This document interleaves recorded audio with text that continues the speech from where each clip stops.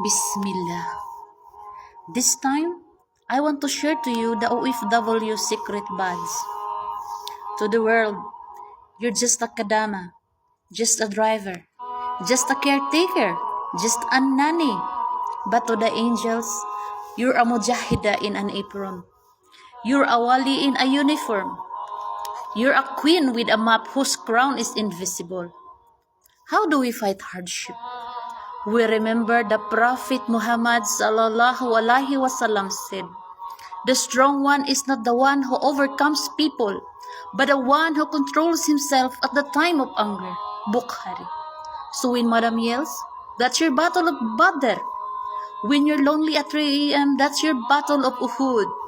And you're winning, sister. Wallahi, you're winning.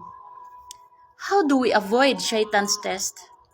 He'll show you TikToks of girls in Dubai malls, in Kuwait malls, Riyadh, Saudi malls. He'll show you couples on video calls saying, "I love you." He'll whisper, "See, you're missing out. They are loving, they are sweet, they have boyfriend, girlfriends. You deserve fun too." You grab your hijab and say, "A'udhu billah, my fun is knowing my kids eat tonight because I choose Allah over dunya. My trend is Jannah, clothes that never go out of style. My gold is the scale heavy with La ilaha illallah and Qiyamah." How to stay positive? You're not stuck abroad. You're stationed by Allah like a soldier for your family.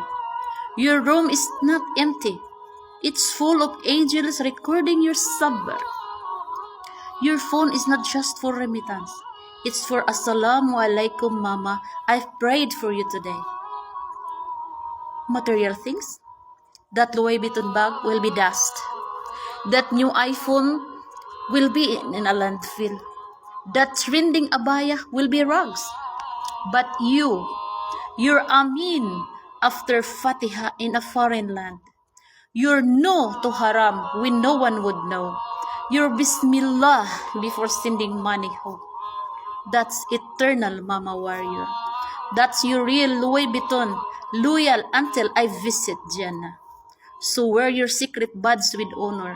Not gold, not designer, not trends. Your badge says, "I left my heart to guard my family's halal."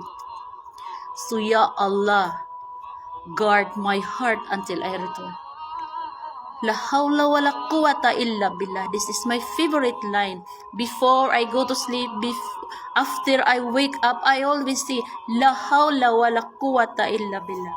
No power to be alone and still choose you. No strength to be broke and still stay honest. No might to be forgotten and still remember you, except with Allah. We're not just an OFW. We're an OFA, officer for Akhirah. And our tour of duty almost over. Our flight home, book in Jannah, inshallah.